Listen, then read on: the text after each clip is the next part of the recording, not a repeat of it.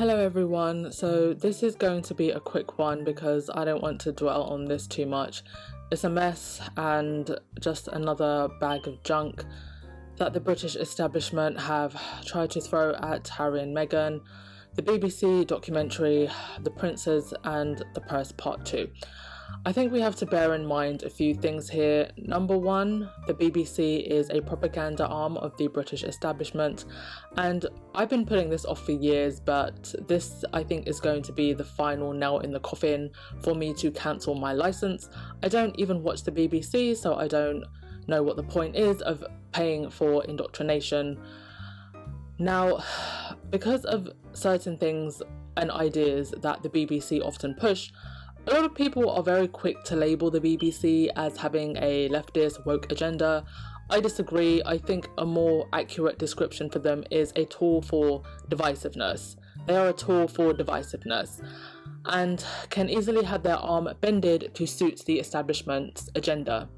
And sometimes part of that agenda is being controlled opposition. I think the BBC actually has many different faces. It's not even two-faced, it's 10-faced. It's also important to remember that not everyone is in the squad and not everyone therefore understands the current situation the way we do. I was a little bit disappointed to hear so many squaddies praising this documentary just because they heard certain things that they wanted to hear.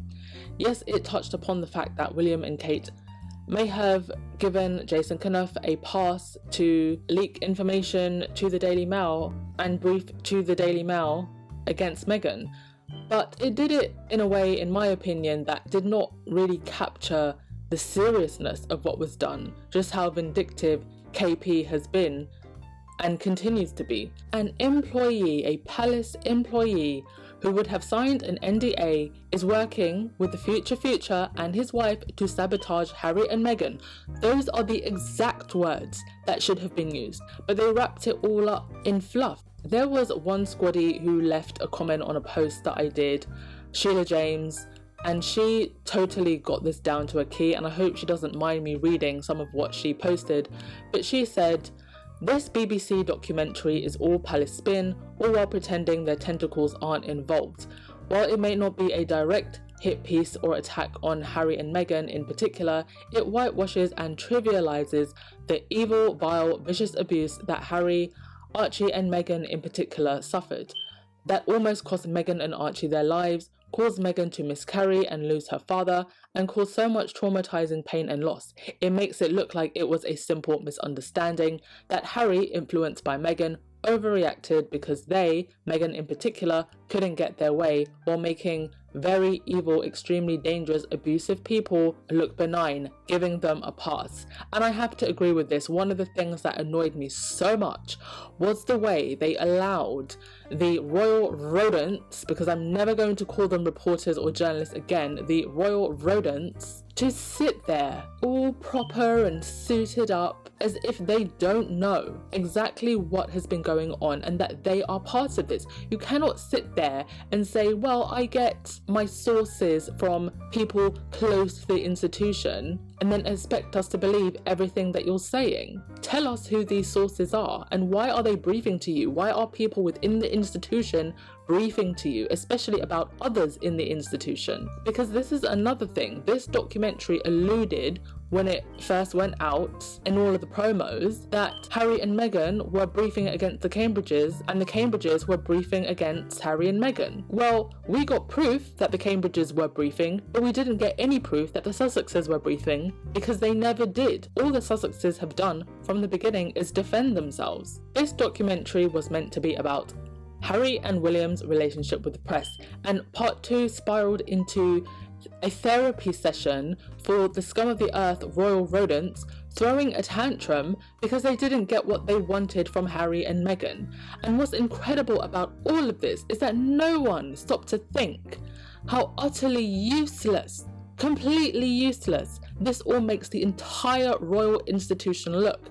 Because what did we get from this documentary other than the only people benefiting from having a royal family are the press, who make money from pictures and stories, and the royals, who, if they put up with the press's abuse without having a mental breakdown and play along with the game, get to live in drafty castles with golden pianos. Who else benefits from this? And yet the peasants continue to line the streets for people that do nothing for them. And the only two that were ready to work, that were ready to make measurable change, and did make measurable change as a team while they were in the institution drove them out. My predictions about this becoming a bait and switch were confirmed. If you've ever taken executive training or public speaking or negotiation lessons, you know that the first and last message are the most important. So important that you can erase almost anything and everything you said in between.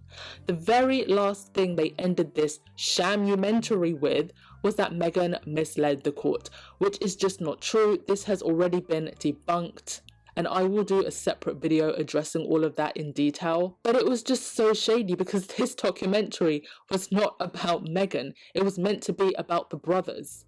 And then, in the final scene of the shamumentary, the host gives this weird monologue with this stupid smirky look on his face, where he basically insinuates that, well, you know, everyone in the royal household plays the game and everyone briefs against everyone, and it's just up to us who we choose to believe. Do not forget that Harry's book comes out next year and they are going to be in overdrive to discredit anything that goes against the institution or makes the institution look bad. And this is where I think the smear campaign is now going.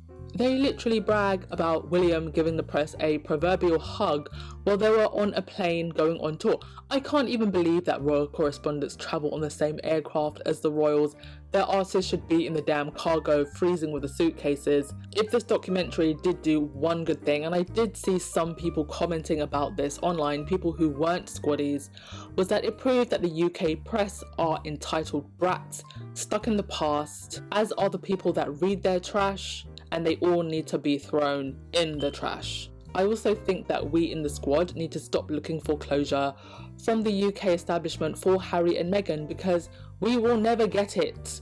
And in fact, this is the last time, I'm going to put this out there, that this is the last time I will waste my time watching anything Harry and Meghan related if it's from UK establishment media. I will not give them ratings again. This whole thing about the royal households now suing the BBC, I'll believe it when I see it, because that would also implicate the Cambridges, who would have to prove that they're not two-faced liars. They should go back to never complain and never explain and just be good little puppets for their royal press pack. That's all I have to say about that, my lovelies. You can tell me what you think about all of this in the comment section. I will see you in the next one. Ciao. You still not that girl. You still not that girl.